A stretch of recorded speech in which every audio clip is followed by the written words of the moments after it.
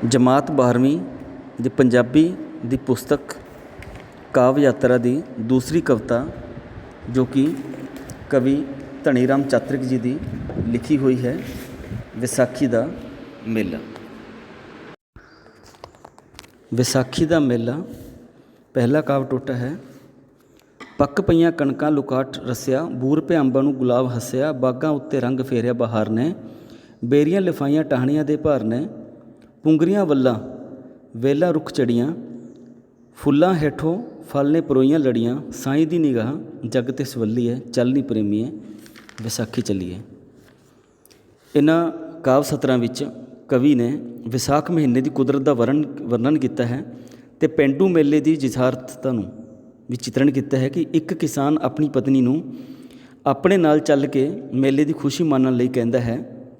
ਇਸ ਮਹੀਨੇ ਵਿੱਚ ਵਿਸਾਖ ਮਹੀਨੇ ਦੀ ਕੁਦਰਤ ਦਾ ਵਰਣਨ ਹੈ। ਕਿਸਾਨ ਆਪਣੀ ਨੂੰ ਕਹਿੰਦਾ ਹੈ ਕਿ ਕਣਕਾਂ ਪੱਕ ਗਈਆਂ ਹਨ, ਲੁਕਾਟ ਰਸ ਗਿਆ ਹੈ, ਅੰਬਾਂ ਨੂੰ ਬੂਰ ਪੈ ਗਿਆ ਹੈ, ਗੁਲਾਬ ਦੇ ਫੁੱਲ ਖਿੜ ਗਏ ਹਨ, ਬਾਗਾਂ ਉੱਪਰ ਬਹਾਰ ਨੇ ਸੋਹਣਾ ਰੰਗ ਫੇਰਿਆ ਹੈ ਅਤੇ ਬੇਰਾਂ ਦੀ ਭਾਰ ਨਾਲ ਟਹਿਣੀਆਂ ਲਿਫੀਆਂ ਪਈਆਂ ਹਨ, ਵੇਲਾਂ ਪੁੰਗਰ ਪਈਆਂ ਹਨ ਅਤੇ ਰੁੱਖਾਂ ਉੱਪਰ ਚੜ੍ਹਨ ਲੱਗ ਪਈਆਂ ਹਨ, ਫੁੱਲਾਂ ਹੇਠਾਂ ਫਲਾਂ ਦੀਆਂ ਲੜੀਆਂ ਪਰੋ ਲਈਆਂ ਹਨ, ਦੁਨੀਆ ਉੱਪਰ ਰੱਬ ਦੀ ਨਜ਼ਰ ਸਵੱਲੀ ਲੱਗਦੀ ਹੈ, ਇਸ ਲਈ ਹੈ ਸਜਣੀ ਚੱਲ ਆਪਾਂ ਵੀ ਮੇਲੇ ਨੂੰ ਚੱਲੀਏ ਅਤੇ ਇਹੋ ਜਿਹੇ ਸਮੇਂ ਦੀ ਖੁਸ਼ੀ ਨੂੰ ਮਨਾਉਣ ਲਈ ਮੇਲੇ ਚੱਲੀਏ।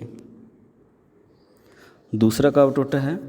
ਦੂਰ ਦੂਰ ਥਾਂ ਵਣਜਾਰੇ ਆਏ ਨੇ, ਸੋਹਣੇ ਸੋਹਣੇ ਕੁੰਜਾਂ 'ਤੇ ਫੀਤੇ ਲਿਆਏ ਨੇ, ਗਜਰਿਆਂ ਅਤੇ ਵੰਗਾਂ ਦਾ ਨਾ ਕੋਈ ਅੰਤ ਕੋਈ, ਮੰਡੀ ਝੁੱਠੇ ਗਹਿਣੇ ਦੀ ਲੱਗੀ ਹੋਈ ਹੈ, ਹੱਟੀਆਂ ਹਜ਼ਾਰਾਂ ਹਲਵਾਈਆਂ ਲਾਈਆਂ, ਸੈਂਕੜੋ ਸੁਗਾਤਾਂ ਨਾਲੇ ਹੋਰ ਆਈਆਂ, ਹੱਟੀ ਹੱਟੀ ਸ਼ੌਂਕੀਆਂ ਦੀ ਭੀੜ ਖੱਲੀ ਹੈ, ਚੱਲਣੀ ਪ੍ਰੇਮੀ ਹੈ ਵਿਸਾਖੀ ਚੱਲੀਏ। ਇਸ ਵਿੱਚ ਜਦੋਂ ਮੇਲੇ ਪਹੁੰਚ ਚੁੱਕੇ ਹਨ ਕਿਸਾਨ ਅਤੇ ਉਸ ਦੀ ਪਤਨੀ, ਜਿਸ ਦਾ ਵਰਣਨ ਦੱਸ ਰਿਹਾ ਹੈ, ਉਸ ਦੀ ਯਥਾਰਥਤਾ ਨੂੰ ਪੇਸ਼ ਕੀਤਾ ਗਿਆ ਕਿ ਮੇਲੇ ਵਿੱਚ ਦੂਰ ਦੂਰ ਤੋਂ ਵਪਾਰੀ ਆਏ ਹੁਣ ਸੋਹਣੀ ਸੋਹਣੀਆਂ ਕਟਾਵੀਆਂ ਵਾਲੀਆਂ ਲੇਸਾਂ ਅਤੇ ਰੇਸ਼ਮ ਦੇ ਫੀਤੇ ਲਿਆਂਦੇ ਹਨ, ਗਜਰਿਆਂ ਅਤੇ ਵੰਗਾਂ ਦਾ ਕੋਈ ਅੰਤ ਨਹੀਂ, ਮੇਲੇ ਵਿੱਚ ਨਕਲੀ ਗਹਿਣਿਆਂ ਦੀ ਮੰਡੀ ਲੱਗੀ ਹੋਈ ਹੈ, ਹਲਵਾਈਆਂ ਨੇ ਹਜ਼ਾਰਾਂ ਹੱਟੀਆਂ ਪਾਈਆਂ ਹੋਈਆਂ ਹਨ ਅਤੇ ਮੇਲੇ ਵਿੱਚ ਹੋਰ ਸੈਂਕੜੋ ਪ੍ਰਕਾਰ ਦੀਆਂ ਸੁਗਾਤਾਂ ਵਿਕਣ ਲਈ ਆਈਆਂ ਹੋਈਆਂ ਹਨ, ਹੱਟੀ ਹੱਟੀ ਉੱਪਰ ਮੇਲੇ ਦੇ ਸ਼ੌਕੀਨਾਂ ਦੀਆਂ ਭੀੜਾਂ ਖੜੀਆਂ ਹਨ, ਚੱਲ ਸਜਣੀ ਆਪਾਂ ਵੀ ਇਸ ਰੰਗ ਨੂੰ ਮਾਣੀਏ, ਇਸ ਆਨੰਦ ਨੂੰ ਮਾਣੀਏ ਅਤੇ ਚੱਲ ਆਪਾਂ ਵੀ ਮੇਲੇ ਚੱਲੀਏ। ਤੀਸਰਾ ਕਾਵਿ ਟੋਟਾ ਹੈ। ਥਾਈਂ ਥਾਈਂ ਖੇਡਾਂ 'ਤੇ ਪੰਘੂੜੇ ਆਏ ਨੇ, ਜੋਗੀਆਂ ਮਦਾਰੀਆਂ ਤਮਾਸ਼ਾ ਲਾਏ ਨੇ, ਵੰਝਲੀ ਲੰਗੋਜਾ ਕਾਟੋ ਤੁੰਬਾ ਵੱਜਦੇ ਨੇ, ਛਿੰਝ ਵਿੱਚ ਸੂਰੇ ਪਹਿਲਵਾਨ ਗੱਜਦੇ, ਇਕੱਠਾ ਹੋ ਕੇ ਆਇਆ ਰੌਲਾ ਸਾਰੇ ਜੱਗ ਦਾ, ਭੀੜ ਵਿੱਚ ਮੋਢੇ ਨਾਲ ਮੋਢਾ ਵੱਜਦਾ, ਕੋਹਾਂ ਵਿੱਚ ਮੇਲੇ ਨੇ ਜ਼ਮੀਨ ਮੱਲੀ ਨੇ, ਚੱਲਣੀ ਪ੍ਰੇਮੀਏ ਵਿਸਾਖੀ ਚੱਲੀਏ। ਇਸ ਵਿੱਚ ਦੱਸਿਆ ਗਿਆ ਕਿ ਮੇਲੇ ਵਿੱਚ ਥਾਂ ਥਾਂ 'ਤੇ ਪੰਘੂੜੇ ਲੱਗੇ ਹੋਏ ਹਨ, ਖੇਡਾਂ ਖੇਡੀਆਂ ਜਾ ਰਹੀਆਂ ਹਨ, ਥਾਂ ਥਾਂ 'ਤੇ ਜੋਗੀਆਂ ਮਦਾਰੀਆਂ ਨੇ ਤਮਾਸ਼ੇ ਲਾਏ ਹੋਏ ਹਨ। ਮੇਲੇ ਵਿੱਚ ਕਿਸੇ ਪਾਸੇ ਵੰਝਲੀਆਂ ਲੰਗੋਜੇ ਕਾਟੋ ਤੁੰਬੇ ਵੱਜ ਰਹੇ ਹਨ, ਇੱਕ ਪਾਸੇ ਛਿੰਝ ਵਿੱਚ ਸੂਰਮੇ ਪਹਿਲਵਾਨ ਗੱਜ ਰਹੇ ਹਨ ਅਤੇ ਮੇਲੇ ਵਿੱਚ ਬਹੁਤ ਰੌਲਾ ਪੈ ਰਿਹਾ। ਇਸ ਤਰ੍ਹਾਂ ਲੱਗਦਾ ਹੈ ਕਿ ਜਿਵੇਂ ਸਾਰਾ ਸੰਸਾਰ ਹੀ ਇੱਥੇ ਇਕੱਠਾ ਹੋ ਗਿਆ ਹੋਵੇ।